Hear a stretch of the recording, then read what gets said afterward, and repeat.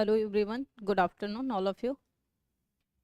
पढ़ रहे हैं आप सभी या फिर मस्ती ही चल रही है कि बढ़ गया डेट? तो ऐसा कुछ नहीं है ना, पढ़ाई चल रही है। मिल गया मैम आपको वो जीरोक्स की कॉपी?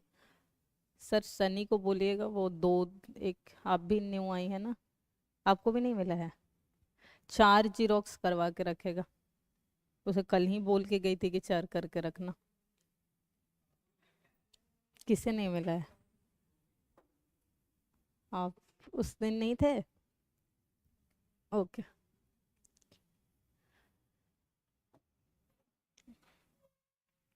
कल हमने खिलजी वंश पूरा कर लिया था, खिलजी किया था। हाँ, आज तुगलक वंश। और बस दिल्ली सल्तनत में ज्यादा प्रश्न इन्हीं से पूछे जाते हैं, तो हम तीनों को ही कवर करेंगे। तो नेक्स्ट है तुगलक डायनेस्टी।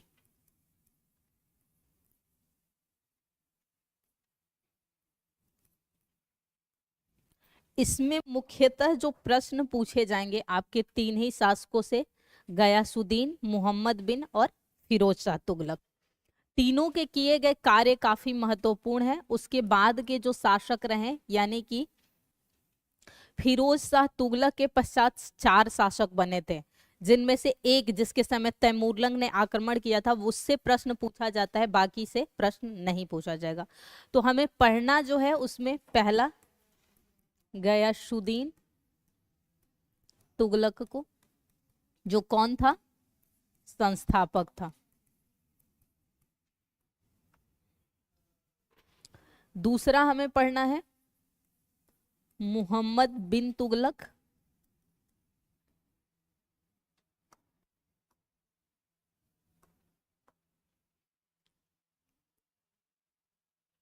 यार बोर्ड हैंग कर रहा है।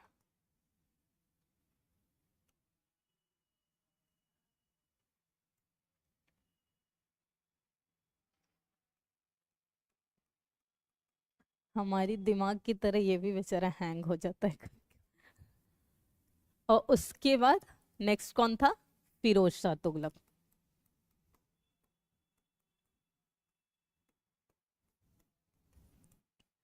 जिसमें से गयासुद्दीन तुगलक जो माना जाता है कि इसने बहुत सारे ऐसे कार्य किए जो अलाउद्दीन खिलजी ने किया था, खिलजी वंश में। लेकिन सबसे ज्यादा कार्य जिसके शासन काल में किए गए थे वो किए गए थे फिरोज शाह तुगलक, क्योंकि इसने सबसे अधिक अलग अलग विभागों का निर्माण किया था। इसके अलावा इसके शासनकाल में सबसे अधिक शहरों का निर्माण किया गया था। और ये थोड़ा सा कार्य जो करता था, इसके यहाँ भी हमें निरंकुश शासन ही देखने को मिलेगा, जैसे अलाउद्दीन खिलजी के यहाँ निरंकुश शासन देखने को मिलेगा। पर इसमें अलाउद्दीन खिलजी से भी अधिक जनता के हित में कार्य किया था, क्योंकि चाहे वो अनुवाद विभाग बनाया गया था, वो क्योंकि जो अन्य धर्मों के प्रति कई बार हम क्यों किसी धर्म के प्रति जो हमारा पूर्वाग्रह, यानी कि हम प्रिजुडाइज क्यों रहते हैं, क्योंकि हमें पता ही नहीं है उसकी सच्चाई। और इसका एक जीता जागता एग्जाम्पल जो मैं बचपन से सुनते आ रही हूँ, मुझे लगता है कि हम बहुत सारी जो है विचारों के प्रति पूर्व धारणा में ही बंधे रहते हैं।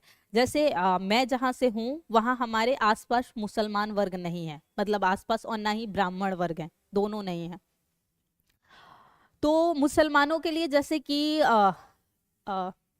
हम सूरज जिधर हमारा निकलता है, क्योंकि हम हिंदू सूर्य को उपासक रहे हैं, तो हम पूर्व की तरफ कोई भी ऐसा कार्य नहीं कर सकते हैं जो कि माना जाए कि अनैतिक तरीके का कार्य हो या अस्वच्छता का कार्य हो।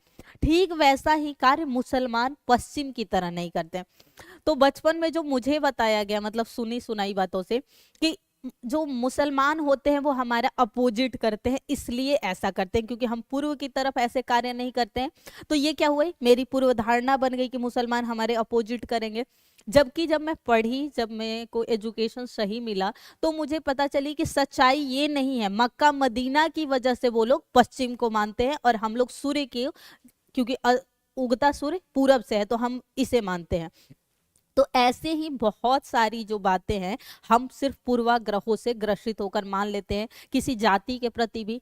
जैसे देखिएगा, जो दूसरा जाति होगा वो दूसरे जाति के प्रति पूर्व धारणा बना के रहेगा कि अरे इस जाति में ऐसा होता है। ठीक किसी धर्म के प्रति, यहाँ तक कि क्षेत्र के प्रति, जब आप दिल्ली वगैरह में जाइएगा तो वहां बिहार के लोगों को लेकर, मतलब दिल्ली ही नहीं, मुझे लगता है हर बड़े शहरों में बिहार के लोगों को लेकर बहुत सारी पूर्वाग्रह है कि अरे बिहारी है, सीधे मतलब गाली की तरह वहां प्रयोग कर दिया जाता है, अच्छा बिहारी हो। ये एक सच में रियलिटी में कहूँ चुभता बहुत ज्यादा है, बोलते हैं ना कि बिहारी हो, जबकि बिहार के लोग देखिए टैलेंट में कितने ज्यादा, आज से नहीं शुरू से ही है। आज भी जितने मेहनती हैं उतना कोई नहीं मेहनत कर सकता। यहाँ पर देखोगे बच्चा कृषि करते हुए भी इतना कुछ कर लेगा। हमारे खान पान में भी इतने नखरे नहीं होते हैं कि हम ये खाएंगे वो नहीं खाएंगे। तो सारी ये बातें पूर्वाग्रह होती है। ठीक वैसे ही हरियाणा के लोगों को लेकर कि बहुत लड़ाकू टाइप के हैं, ऐसा नहीं है। जब आप उन लोगों से मिलोगे तो कुछ एक्सेप्शन हर जगह होंगे, उस आधार पे हम जज करते हैं। तो इसने जो अनुवाद विभाग बनाया वो इसी कार्य के लिए कि जब संस्कृत की रचनाओं का फारसी में अनुवाद होगा, फारसी की रचनाओं का संस्कृत में, तो दोनों धर्म एक दूसरे के विचारों से जो है जुड़ेंगे, जानेंगे, तो जो पूर्वाग्रह है वो समाप्त होंगे। तो सबसे पहले गयासुद्दीन तुगलक हेडिंग बनाइए और लिखिए कि इनके द्वारा क्या क्या सुधार किए गए। अच्छा ये बताइए कि दिल्ली सल्तनत का कौन सा ऐसा पहला शासक था, या मध्यकाल का कौन सा पहला ऐसा शासक था जिसने गाजी की उपाधि धारण की थी। और गाजी का अर्थ क्या होता है? हम्म काफिरों का घातक, यानी कि जो मुसलमान धर्म को न मानते हैं वो काफिर कहे जाते हैं उनकी नजर में। जैसे कि हम ईश्वर को मानते हैं, उनको मानना है कि जो खुदा को नहीं मानता है वो काफिर होते हैं। तो काफिरों का जो नाश करने वाला घातक कौन होता है? नाश करने वाले को गाजी। इसके पश्चात किसने गाजी की उपाधि धारण की मध्यकाल में? इसके पश्चात भी एक प्रमुख शासक ने गाजी की उपाधि धारण की है। हाँ, तो दोनों ने की है। तो अब सबसे पहले आप हेडिंग बनाइए गयासुद्दीन तुगलक। पहला जो हेडिंग है वो गयासुद्दीन तुगलक है। मैम आप फर्स्ट टाइम आई है, क्या नाम है आपका? तो आपको पिछली क्लासेस कैसे आप कवर करेंगे, क्योंकि अब तो ऑलरेडी हिस्ट्री अपने लास्ट स्टेज में बहुत सारी क्लासेस हो चुकी है। क्या आपने कल एडमिशन लिया है इधर एडमिशन, या पहले आप चुनी गई हैं जो एंट्रेंस में, या लास्ट में अभी? अच्छा अभी एडमिशन लिया है आपने। हाँ लिखो,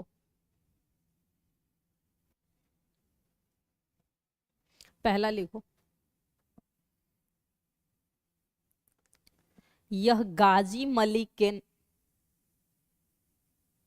या मलिक उल गाजी उपाधि के साथ, मलिक या गाजी उल मलिक बात सेम ही है, गाजी मलिक या गाजी उल मलिक उपाधि के साथ गद्दी पर बैठा। और गाजी के बगल में लिख लेना, जहां गाजी ऐसे लिखना उससे लिख देना इसका अर्थ जो होता है काफिरों का घातक।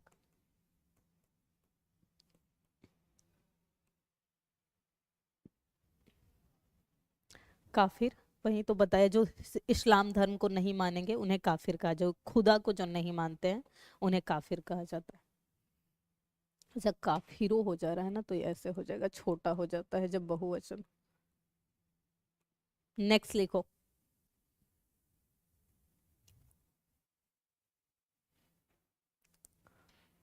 प्रथम सुल्तान जिसने गाजी की उपाधि धारण की।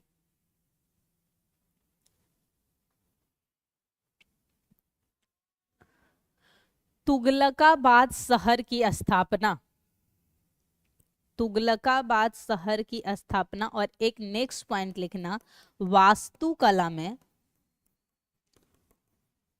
तुगलका शैली का प्रयोग।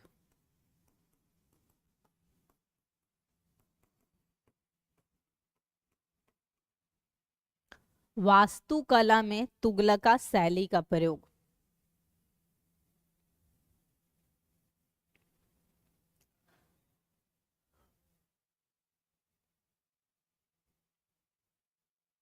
इसके पिता भी जो थे बलबन के यहाँ एक तुर्क दास थे, याद रखिएगा। तुगलक के पिता जो थे गयासुद्दीन तुगलक, बलबन के शासन काल में एक तुर्क दास के रूप में सेना में शामिल थे।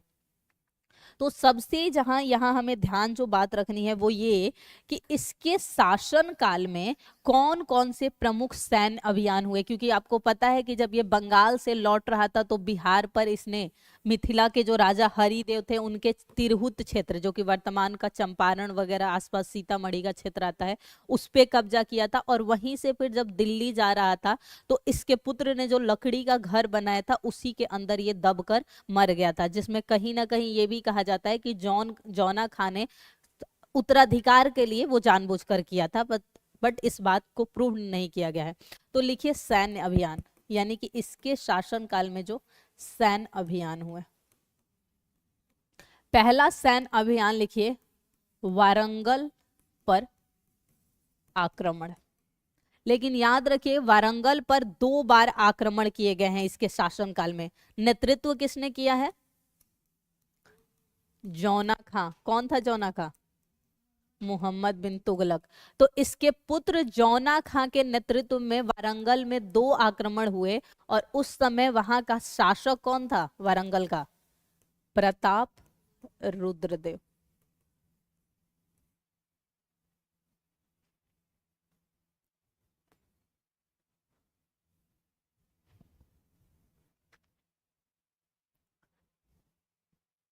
ये हुआ था कब की घटना है? 1300 में ये लोग थे ना, 1321 और 1322-23। ये असफल रहा था और इसीलिए बदला लेने के लिए दोबारा किया था, तो ये सफल हुआ था। और उस समय वारंगल जो तेलंगाना का क्षेत्र है इसका नाम बदल कर इन्होंने क्या कर दिया? हाँ जी पूछिए। कौन जिंदा थे? हाँ अभी तक इनका जिद। हाँ तो वारंगल में प्रताप रुद्रदेव, जब वारंगल का आक्रमण हुआ था तो उस समय किसके शासनकाल में? वारंगल अलाउद्दीन खिलजी के शासनकाल में हमने देखा था वारंगल पर आक्रमण हुआ था। हाँ प्रताप रुद्रदेव ही था। तो यहां लिखना कि नाम परिवर्तित करके क्या कर दिया गया वारंगल का? सुल्तानपुर। नाम परिवर्तित करके सुल्तानपुर कर दिया गया। दूसरा अभियान लिखो कौन सा हुआ? बंगाल पर आक्रमण। बंगाल पर आक्रमण।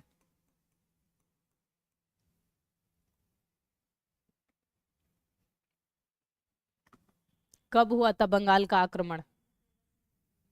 24 में। 25 में इसकी मृत्यु हो गई थी। 1324 में हुआ था। लेकिन यहां नेतृत्व किसने किया था? इसने स्वयं नेतृत्वकर्ता के रूप में गया था। और वहीं से लौटते आते हुए बिहार के मिथिला में इसने क्या किया था? मिथिला राजा कौन थे उस समय? हरिदेव सिंह के तिरहुत क्षेत्र पर भी अधिकार कर लिया था। तिरहुत पर अधिकार।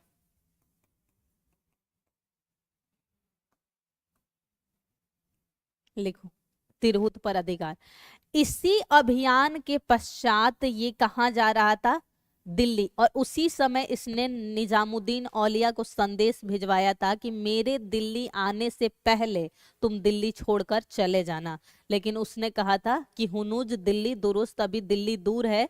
और माना जाता है कि दिल्ली में प्रवेश करते ही अफगानपुर नामक स्थान पर इसके बेटे ने एक लकड़ी का महल बनाया था, जिसमें हाथियों का, जो मेन कारण माना जाता है कि एक साथ इतने हाथी सेना में आए, तो उस हाथियों के, क्योंकि हाथी चलती है तो वो बहुत हेवी होता है, तो वो लकड़ी का महल गिर गया जिसमें गयासुद्दीन तुगलक और इसके कई मंत्री वगैरह जो थे अधिकारियों की हत्या हो गई थी। और फिर अलाउद्दीन वो जो औलिया की बात सही हो गई कि तुम्हारे दिल्ली आने, तुम खुद दिल्ली नहीं आ गए, मुझे दिल्ली नहीं छोड़ना पड़ा। उसके अलावा एक और अभियान हुआ था इसके शासनकाल में। जाजनगर कहाँ है वर्तमान में? जाजनगर उड़ीसा। एक लिखिए जाजनगर का अभियान। ये अभियान का भी नेतृत्व जौना खां ने किया था। ये हुआ था 1325 में अभियान। और इसमें जो है कहा जाता है कि सर्वाधिक धन लूटा गया था। सर्वाधिक धन। प्राप्त हुआ था, जाजनगर उड़ीसा में। और यहाँ का शासक था भानुदेव द्वितीय। शासक का जाजनगर का नाम अगर लिखना हो तो लिख लीजिए भानुदेव द्वितीय। हाँ, जाजनगर का, क्योंकि कोई किसी के संरक्षण में ही तो कोई शासन चलेगा। तो भानुदेव सेकंड था वहां पर। तो ये जौना खान, यानी कि बंगाल वाले का सिर्फ नेतृत्व किसने किया था? तो ये तीन चार अभियान मान लीजिए कि एक बंगाल, तो बिहार तो बंगाल प्रांत का हिस्सा था, तो इसीलिए इसे अलग नहीं माना जाता, सिर्फ उसने अधिकार किया था। बट ये प्रश्न बीपीएससी के लिए इंपॉर्टेंट हो जाता है क्योंकि बिहार का है। नेक्स्ट लिखो, सैन्य अभियान अब होगा। आर्थिक सुधार में, या फिर अन्य सुधार लिख लो कि ताकि सारा ही मेंशन कर लें। अन्य सुधार कार्य,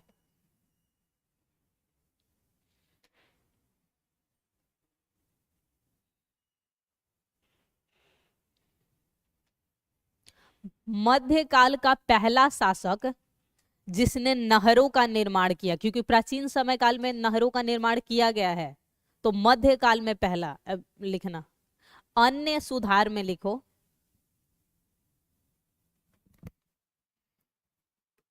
अन्य सुधार,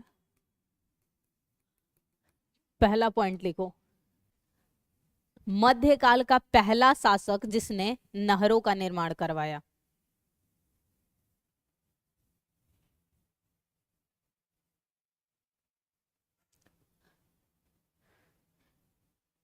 नए सड़कों व पुलों का निर्माण तथा पुराने का मरम्मत करवाया।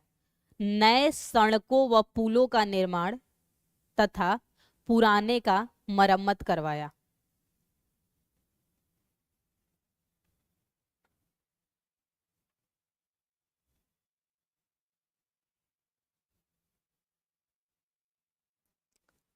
अलाउद्दीन खिलजी द्वारा समाप्त किए गए,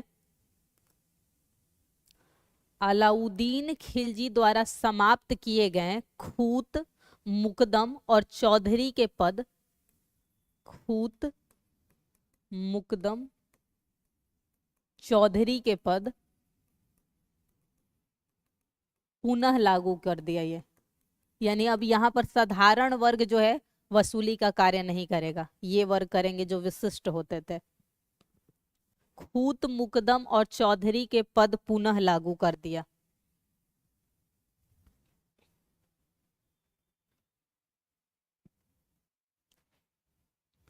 लगान की दर 1/5 से 1/3 कर दिया। लगान की दर 1/5 से 1/3 कर दिया। नेक्स्ट लिखो,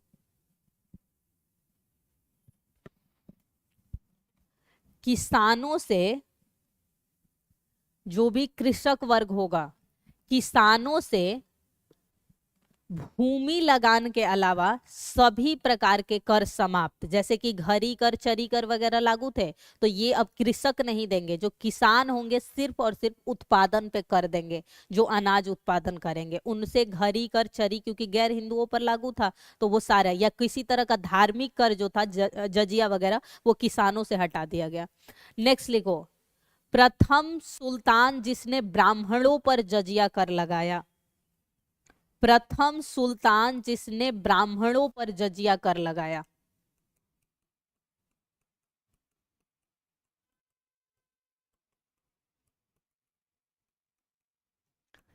शुरुआती समय में जजिया कर में याद रखिएगा 4 लोगों को छूट होती थी। ब्राह्मणों को, जो भी विशिष्ट वर्ग थे, क्योंकि हिंदू धर्म में विशिष्ट यही माने जाते थे।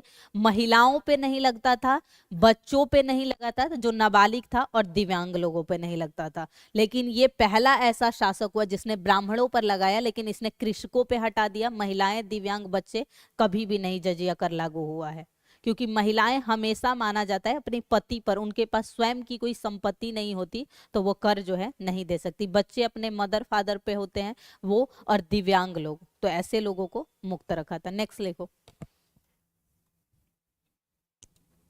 डाक व्यवस्था को व्यवस्थित तरीके से लागू किया। शुरुआत किसने की थी डाक व्यवस्था? डाक व्यवस्था कहाँ शुरुआत हुई थी? हाँ, तो शेरशाह सूरी यहाँ आए हैं कि पहले इसके बताओगे? हुआ माल लेकर आके बेचता है तो दोनों पर ही था, बिक्री पर पूर्ण प्रतिबंध है।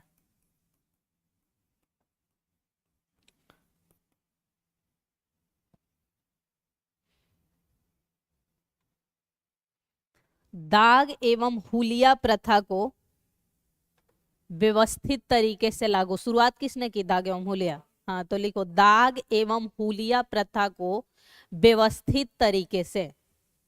दाग घोड़ों के लिए होता है और हुलिया सैनिकों के लिए। प्रथा व्यवस्थित, इसीलिए अलाउद्दीन खिलजी को जो है इसका पूर्वगामी माना जाता है। हाँ, व्यवस्थित, क्योंकि पहले से तो था तो ये तो लागू कर नहीं सकता था, तो उसने व्यवस्थित तरीके से लागू किया। नेक्स्ट लिखो। अकाल के समय में, प्राकृतिक अकाल के समय में भूमि कर माफ, अगर कोई भी अकाल हो जाएगा तो वो माफ कर देता था।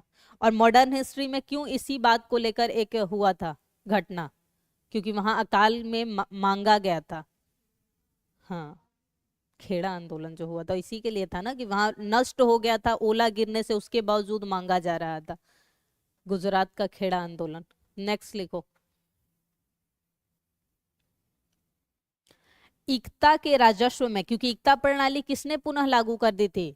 अलाउद्दीन खिलजी के पश्चात किस शासक ने इक्ता प्रणाली को पुनः लागू कर दिया था? तो कौन, नाम बताओ ना। नहीं, वो जस्ट वाला तो कुछ किया ही नहीं था। कुतुब शाह, कुतुबुद्दीन मुबारक शाह, जो विलासी प्रवृत्ति का था, उसने इक्ता प्रणाली, यानी कि चौथा खिलजी में जो चौथा शासक था उसने। तो लिखो, इसने जो किया, इक्ता प्रणाली में राजस्व 1/10 से 1/11, 1/10 से 1/11 से अधिक वृद्धि नहीं।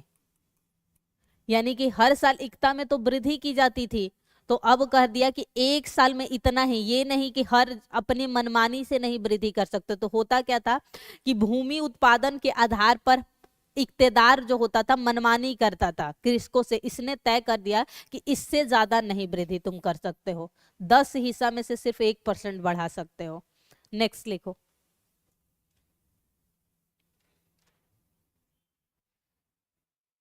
नहरों का विकास तो हो चुका है, पुरानी सड़कें वगैरह हो गई। हाँ, एक बस लिख लो, शिष्टाचार अधिकारी सबसे ज्यादा डिसिप्लिन तरीके से काम करता था, इसलिए इसने एक अलग से अधिकारी पहली बार इसके शासनकाल में लाया गया था, जिसे कहा जाता था मुहतसिब। मुहतसिब, तो है ये सीब। ये होता था शिष्टाचार, डिसिप्लिन को बनाने के रखे। शिष्टाचार अधिकारी पहली बार लाया गया था।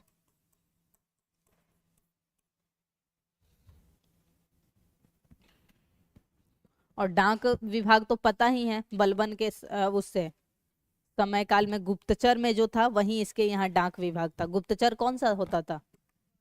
बरीद मुमालिक, इसके यहाँ वहीं डाक विभाग का प्रमुख होता था। क्योंकि डाक विभाग भी कहीं ना कहीं क्या था, वही बात थी, सूचना को ही पहुंचाना था। लेकिन वहां पहले मौखिक तरीके से गुप्तचरों द्वारा लाया गया, यहाँ डाक विभाग को लाया गया तो पत्र वगैरह या जो भी उस समय चलता था उसके माध्यम से।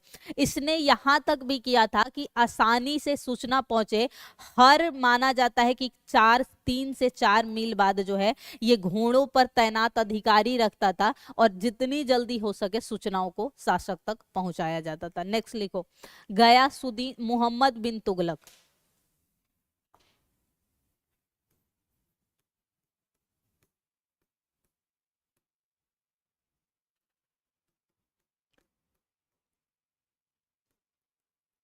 MBT,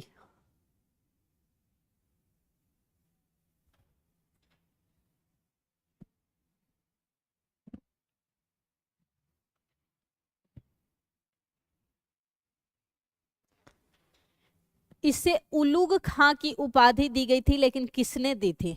जौना खां को किसने उलुग खां की उपाधि दी थी?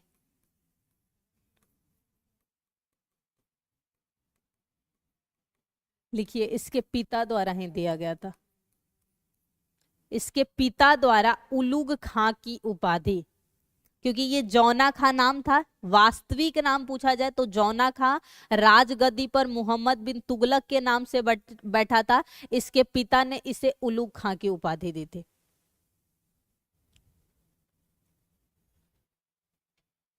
दो अभियान तो इसके समय वैसे ही हो गए, जो वारंगल में इसने अपने पिता के शासनकाल में ही किया था। इसके अलावा लिखो, माना जाता है कि मोहम्मद बिन तुगलक के शासनकाल में छोटे बड़े मिलाकर सबसे अधिक सैनिक अभियान हुए थे, लेकिन उनका वर्णन बहुत विस्तार से नहीं मिलता, जिसमें से दो प्रमुख है जो इसकी असफलता का कारण बना था। लेकिन सबसे छोटे बड़े मिला के अधिक अभियान। अब लिखो, इसका जो मेन हेडिंग है इसी से ज्यादा होता है। मोहम्मद बिन तुगलक के असफलता का कारण, मोहम्मद बिन तुगलक की असफलता का कारण, पहला कारण क्या था? दोआब कर में वृद्धि। इसने कर इतना अधिक वृद्धि कर दिया था, इस वजह से इसे बहुत नुकसान हुआ था, क्योंकि जो वहां के कृषक थे वो रेवेन्यू नहीं दे पाए थे। दूसरा कारण लिखो, राजधानी को कहां से कहां स्थानांतरित किया था? राजधानी देवगिरी थी, फिरोज शाह। दिल्ली से देवगिरी, देवगिरी का नाम बदल के दौलताबाद कर दिया ना। राजधानी दिल्ली से देवगिरी स्थानांतरित। शासन कहाँ से कर रहे थे? दिल्ली से कर रहे थे ना, तो ये जाकर देवगिरी में, और देवगिरी है कहाँ? महाराष्ट्र वाले रीजन में। लिखो, राजधानी दिल्ली से देवगिरी स्थानांतरित। और देवगिरी के बगल में फिर अब ऐसे लिखना कि नाम परिवर्तित करके देवगिरी का क्या कर दिया था? दौलताबाद।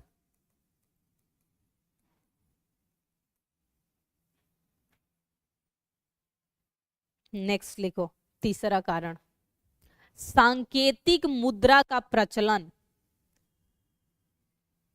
इसने भ्रष्टाचार को कम करने के लिए ये काम किया था, सांकेतिक मुद्रा, लेकिन और बढ़ गया था क्योंकि उसी तरह के बहुत सारे जाली मुद्रा मार्केट में आ गए थे। तो तीसरा कारण लिखो असफलता का, सांकेतिक मुद्रा का प्रचलन।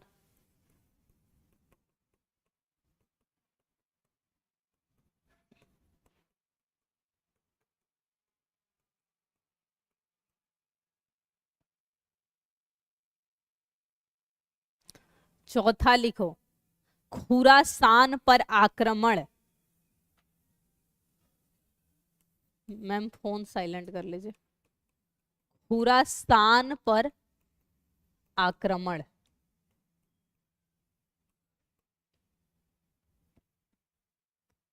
पांचवा लिखो, कराचिल पर का सैनिक अभियान। कराचिल का, ये सभी इसके शासनकाल में असफल हो गया था। ये जिस सुधार के लिए ये पांचों किया था, ये सभी जो है असफल हुआ था। यही कारण था कि इसका शासनकाल में जो है असफल माना जाता है, कि ये एक असफल शासन। और इसी के मृत्यु पे क्या कहा गया था? कि राजा को प्रजा से और प्रजा को राजा से मुक्ति मिल गई। एल्फिस्टन ने ये कहा था, इतिहासकार। अब लिखो क्या क्या कार्य किया था। एमबीटी शॉर्ट में लिखते जाओ। एमबीटी के शासनकाल में मोरक्को यात्री, क्या लिखा हुआ? अच्छा अच्छा, कराचिल, हाँ लिखो। एमबीटी के शासनकाल में मोरक्को यात्री इब्न बतूता भारत आया। इब्न बतूता, क्या थी रचना इसकी? रेहला। मोरक्को कहाँ है वर्तमान में? अफ्रीका, अफ्रीका में जो 3 बर्बर कंट्रियां मानी जाती है, उत्तर पश्चिम नॉर्थ वेस्ट में जो वो है राष्ट्र, उसी में से एक है मोरक्को।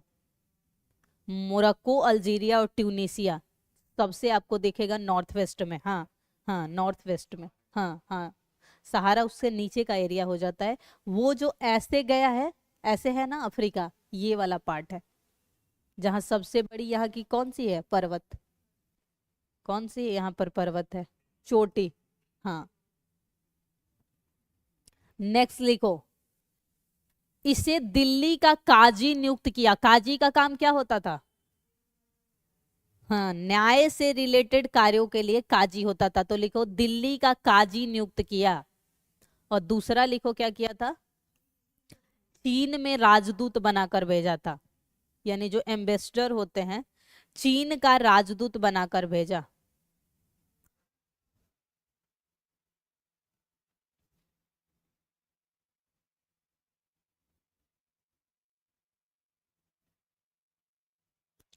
इसके शासनकाल में,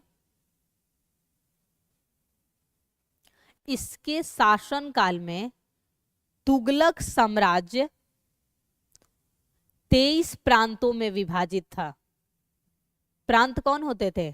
जो राष्ट्र, केंद्र के बाद जो होता था राज्य के बराबर। तो लिखो इसके शासनकाल में प्रांत 23 भागों में विभाजित थे। ऐसा कहा जाता है कि इसके शासनकाल में सिर्फ कश्मीर और बलूचिस्तान को छोड़कर भारतीय उपमहाद्वीप के सभी भागों पर तुगलकों का अधिकार था। क्योंकि वारंगल में इसने सफलता हासिल कर ली थी, जाजनगर को जीत लिया था, उड़ीसा वाला क्षेत्र। तो दक्षिण में भी वारंगल यानी कहां तक, तेलंगाना तक का क्षेत्र आ गया था। और उत्तर में कश्मीर लिखो, ब्रैकेट में वहां लिखो, उत्तर में कश्मीर और उत्तर पश्चिम में बलूचिस्तान को छोड़कर पूरे भारतीय उपमहाद्वीप पर इसका अधिकार। हाँ, उत्तर में कश्मीर को छोड़कर, हाँ, और उत्तर पश्चिम में बलूचिस्तान को छोड़कर। बलूचिस्तान किसका पार्ट है? पाकिस्तान का। तो वो उत्तर पश्चिम ही होगा ना, भारतीय उपमहाद्वीप से अगर देखेंगे तो उत्तर पश्चिम होगा। तो बलूचिस्तान को छोड़कर सभी क्षेत्रों पर विस्तार। अब और क्या क्या कार्य किया था? तो कार्यों में पहला लिखो, पहला सुल्तान जिसने तकावी ऋण की शुरुआत की। क्या होता है तकावी ऋण? कृषि से पूर्व जो ऋण दिया जाता है हमेशा, जैसे कि सरकार कैसे देती है, या तो वो अनुदान ग्रांट के रूप में कई बार देती है। तो कृषि करने से पूर्व, ताकि वो बीज खरीद सके फर्टिलाइजर के या सिंचाई के लिए। तो लिखो तकावी ऋण की शुरुआत। दूसरा वहीं पर लिखो, बीज और हल खरीदने के लिए सोंधर ऋण प्राप्त। सोंधर, सोंधर ऋण प्राप्त किया था। सोन और धर, हाँ।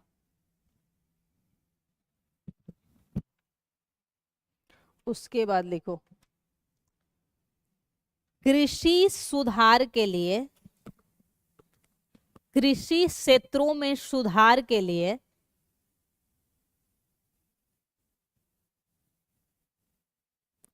कृषि क्षेत्रों में सुधार के लिए दीवान एकोही नामक विभाग का निर्माण। क्योंकि कहीं ना कहीं इसका भी यही कहना था, जैसा शेरशाह सूरी ने भी कहा, कि जब तक कृषक खुश नहीं होंगे, फसल अच्छी नहीं होगी, तो रेवेन्यू या जो कर उन पे लगाया जाता है टाइम पर नहीं देंगे। तो इसने ये किया था। नेक्स्ट लिखो, खुतबा व सिक्कों पर, खुतबा बताया था जो सार्वजनिक तौर पे उनके होते हैं, खुतबा व सिक्कों पर सुल्तान के नाम के बदले खलीफा का नाम अंकित।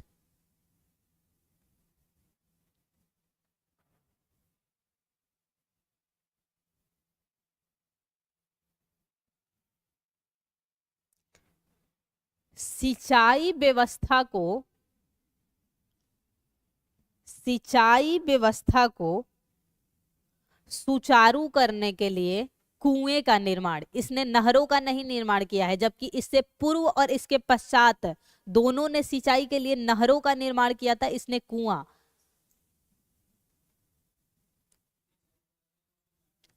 करने के लिए कुएं का निर्माण या कुएं खुदवाए, एक ही बात है। अच्छा, उश्र कौन सा कर होता था, मुसलमानों पे लगाया जाता था? जैसे जकात कर लगता था तो वो उनपे धार्मिक कर लगाया जाता था, लेकिन खराज कर क्या होता था? हिंदुओं पर जो भूमि कर लगाया जाता था। उस्र होता था मुसलमानों पर लगाने वाला भूमि कर। तो लिखो उस्र और ब्रैकेट में लिख लो मुसलमानों पर भूमि कर, उस्र लिखो। अच्छा,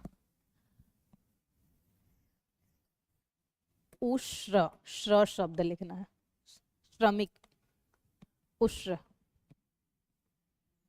हाँ, उस्र व जकात करों को छोड़कर मुसलमानों से सभी कर समाप्त कर दिया था।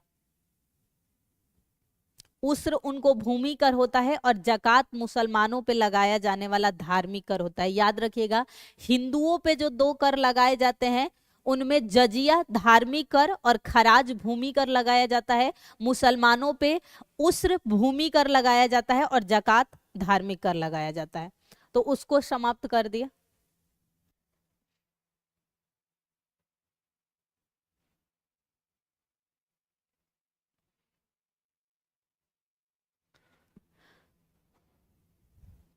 तेरह सौ इक्यावन में थट्टा जाते समय इसकी मृत्यु हो गई थी। बीमारी से हुई थी, नेचुरल डेथ था, किसी आक्रमण में नहीं गए, मारा गया था। तो ये बातें याद रखो। और मैंने एल्फिंस्टन ने नहीं बल्कि बदायूनी ने ये जो है स्टेटमेंट बोला था। बस याद रखिएगा कि राजा को प्रजा से और प्रजा को राजा से मुक्त। हाँ, वो वहां पर बोला है। नेक्स्ट लिखो फिरोज शाह तुगलक। क्योंकि सर आ चुके हैं तो हम लोग आज इसे पूरा कर लेते हैं, कल से मुगल करेंगे। बाकी आपको लोधी और उसका नोट्स दे दूंगी। फिरोज शाह तुगलक अगला लिखो, क्योंकि सबसे ज्यादा जो है प्रशासनिक सुधार इसी के शासनकाल में देखने को मिले हैं।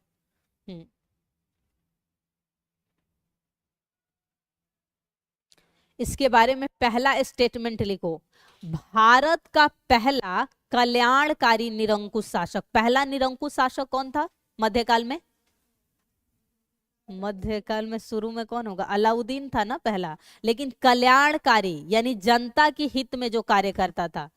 भारत का पहला कल्याणकारी निरंकुश शासक।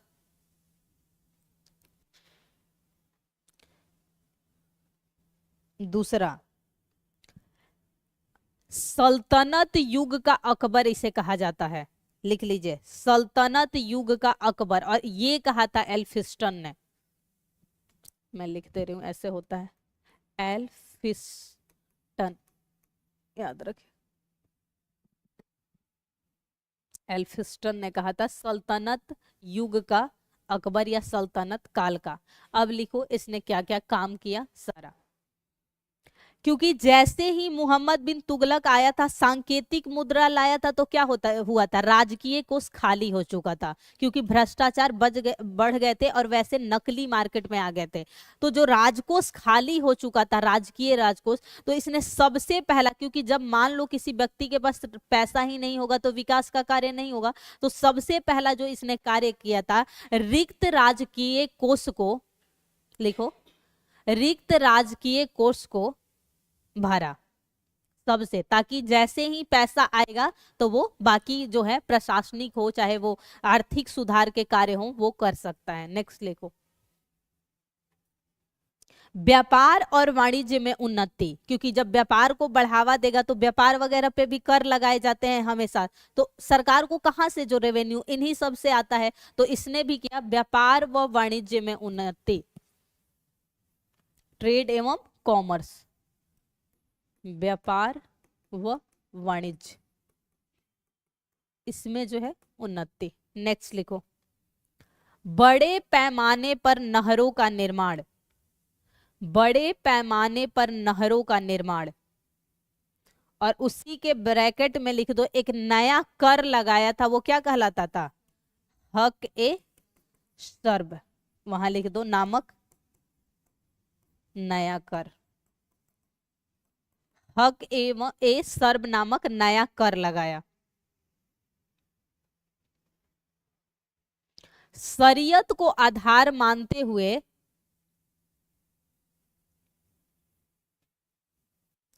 शरीयत को आधार मानते हुए जजिया, खराज, उश्र, जकात, सब कर पता होना चाहिए कौन सा है। जजिया हिंदुओं का धार्मिक, खराज हिंदुओं का भूमि कर, उश्र उनका भूमि कर मुसलमानों का, घरी व चरी कर को छोड़कर, 4 कर लिखे उसके बाद लिखिए घरी व चरी कर को छोड़कर सभी कर समाप्त, क्योंकि उसका मानना था कि शरीयत में जो कर लगाए गए हैं सिर्फ वही कर लगाने चाहिए, दूसरे कर नहीं लगाए जाने चाहिए। यानी कि कह सकते हैं कि इसमें जो है इसकी राजनीति में धर्म था, क्योंकि शरीयत के नियम के आधार पर कर आरोपित किया था। नेक्स्ट लिखो,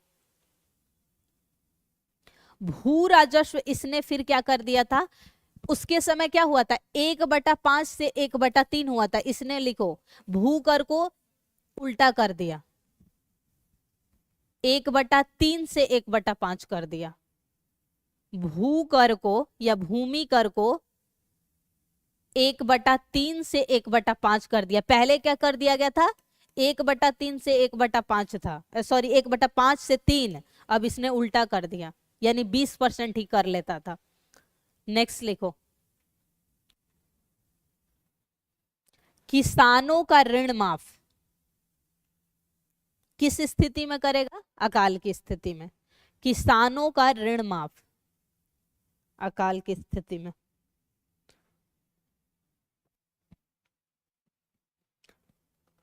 ग्रामीण व राजस्व व्यवस्था में, ग्रामीण व राजस्व व्यवस्था में कई सुधार, यानी कि अलाउद्दीन खिलजी की तरह ग्रामीण व्यवस्था में इसका भी हाथ होता था। इसने ग्रामिकी या जो प्रधान होता है उस पर सारे कार्य नहीं छोड़ रखे थे। नेक्स्ट लिखो,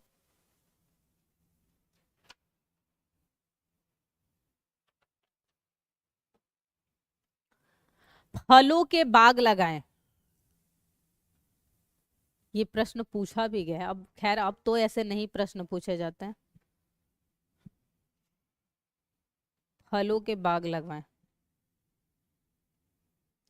वस्तु उत्पादन के लिए, क्योंकि इसको रेवेन्यू जनरेट करना था, तो इसने क्या किया कि विलासी सामान से पैसा, अभी भी देखते हैं कि जो लग्जरियस सामान है उस पे जीएसटी ज्यादा लगता है, तो इसने क्या किया था? विलासी वस्तुओं के उत्पादन के लिए, विलासी वस्तुओं के उत्पादन के लिए शाही कारखाने बनाए। क्योंकि ये जनता के हित में कार्य करता था, तो ये खाद्यान्नों पे कर ज्यादा नहीं लगा सकता था, क्योंकि जनता भूखे मर सकती थी। तो इसने विलासी जो है वस्तुओं के लिए शाही कारखाने का निर्माण।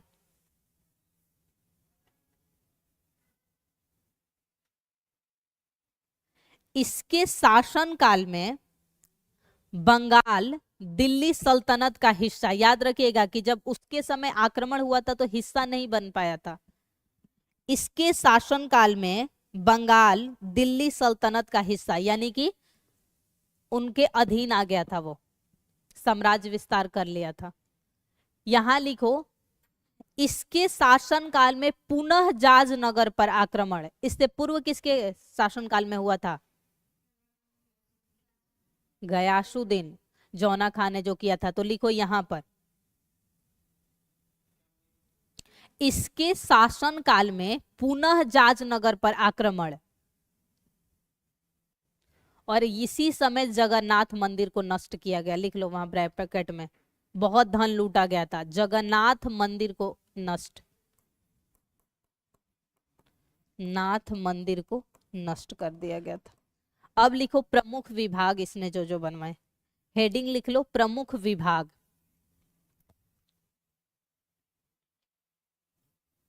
दीवान एक खैरात, बगल में लिख लो दान। दीवान एक खैरात लिख लो। दीवान ए खैरात क्या था? दान विभाग। हाँ, दूसरा लिखो, दार उल सफा, दार उल सफा राजकीय अस्पताल, दार उल सफा, सफा,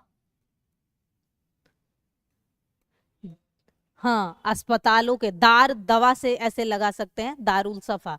दीवान ए बंदगान, बंदी कौन बनाए जाते थे? दास, तो ऐसे रखना है। खैरात में कोई सामान नहीं मिलता तो दान करना हुआ। उसके बाद लिखिए लोक निर्माण विभाग, लोक निर्माण विभाग, ये कौन से थे विभाग? जो नए नए शहरों की स्थापना करने के लिए। इसमें कौन कौन से शहर बसाए थे? फिरोजाबाद, फतेहाबाद, फिरोजपुर, हिसार और जौनपुर। और इसी जौनपुर की स्थापना अपने चचेरे भाई, याद रखेगा उसका चचेरा भाई है ये, यानी कि जौना खा का बेटा नहीं अगला शासक बना था, चचेरा भाई बना था। तो अपने चचेरे भाई जौना खा की स्मृति में जौनपुर शहर की स्थापना की। नेक्स्ट लिखो अनुवाद विभाग। अनुवाद विभाग का क्या तात्पर्य था? ताकि लोग एक दूसरे धर्म के विचारों को जान सके, एक दूसरे के धर्म के विचारों से परिचित हो सके, इसलिए।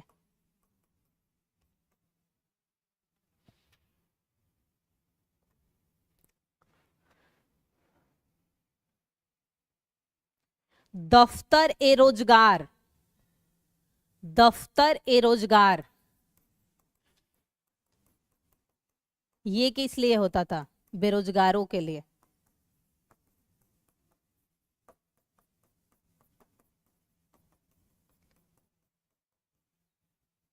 बेरोजगारों को काम दिलाने के लिए दफ्तर ए रोजगार बनवाया था।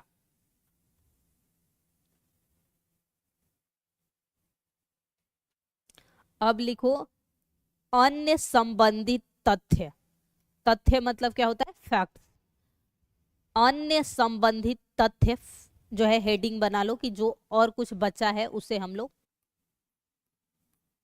फोर्थ और फिफ्थ जो है मंजिल यही बनवाएगा, फोर्थ को हटाकर। सबसे अधिक दासों की संख्या, यानी इसके शासनकाल में क्या है? सबसे अधिक दासों की संख्या। इसीलिए इसने दासों के लिए एक अलग से विभाग का ही निर्माण कर दिया था जो दार उल दीवान बंदगान कहलाता था। नेक्स्ट लिखो आधा व बीख नामक सिक्के। और ये दोनों ही सिक्के मिश्रित होते थे, याद रखिएगा। ऐसा नहीं कि किसी धातु, तांबा और चांदी में दोनों मिश्रित। आधा का मतलब यहाँ लगता है, हो सकता है आधा आधा दोनों होता होगा, और बीख में दोनों का कहीं स्पष्ट तो लिखा नहीं है पर अलग अलग होता होगा। तो आधा एवं बीख नामक सिक्के। अंतिम अभियान लिखो इसका हुआ था थट्टा में। अंतिम अभियान थट्टा में।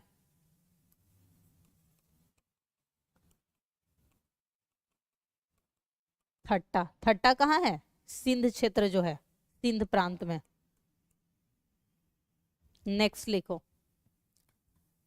सैनिकों के प्रति उदार की नीति। सैनिकों के प्रति उदार की नीति कहां देखने को मिलती है?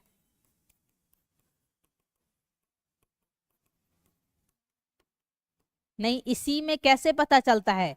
क्योंकि इसने जो खुम्स क्या होता था, लूट का माल होता था, इसने क्या कर दिया था? खुम्स में उल्टा कर दिया था। जहां अलाउद्दीन कितना रखता था? अपना 80% रखता था, 20%। इसने उल्टा कर दिया, स्वयं कितना रखता था? 1/5, और सैनिक को कितना दे देता था? 4/5। तो खुम्स में जो लूट का माल होता था, इसीलिए कहा जाता है कि सैनिकों के प्रति उदार की नीति थी। और एक पॉइंट और लिखो, मेरठ व टोपरा से अशोक स्तंभ दिल्ली मंगवाया। ये प्रश्न कई बार पूछा गया है। मेरठ व टोपरा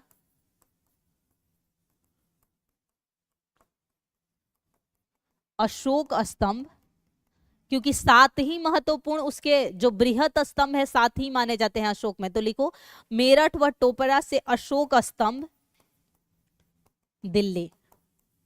क्योंकि जब हम अभिलेखों की बात करते हैं तो अशोक में तीन तरह के हम पढ़ते हैं, शिलालेख, स्तंभ लेख और गुहा लेख। तो स्तंभ लेख की बात हो रही है। लास्ट पॉइंट लिखो,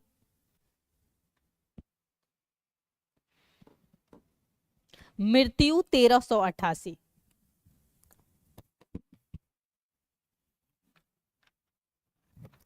इसके बाद जो शासक बना, नाम सुन लो, तुगलक शाह द्वितीय, अबू बर्क, मोहम्मद शाह और नासिरुद्दीन महमूद शाह। तो नासिरुद्दीन महमूद शाह के ही शासन काल में तैमूरलंग ने भारत पर आक्रमण किया और भागकर वो चला जाता है, और जब तैमूरलंग की मृत्यु होती है तब वो वापस जो है दिल्ली आता है। और यही माना जाता है कि इसी समय जब दिल्ली पर किसी का शासन नहीं रह जाता है तो मालवा, जौनपुर और गुजरात के शासकों ने स्वतंत्र राज्य की नींव रख दी थी। कभी भी जब शासन का जो केंद्र में कोई शासन अच्छी नहीं रहेगी तो बाकी क्या होते हैं, स्वतंत्र हो जाते हैं। और यही 1707 के औरंगजेब के मृत्यु के पश्चात भी हमें ऑटोनोमस स्टेट के रूप में देखने को मिले। तो ये याद रखिएगा। अंतिम लिख लीजिए सिर्फ नाम, नसीरुद्दीन महमूद शाह। नासिरुद्दीन महमूद शाह, नासिरुद्दीन महमूद शाह। बस शासन काल लिख लीजिए 1398 से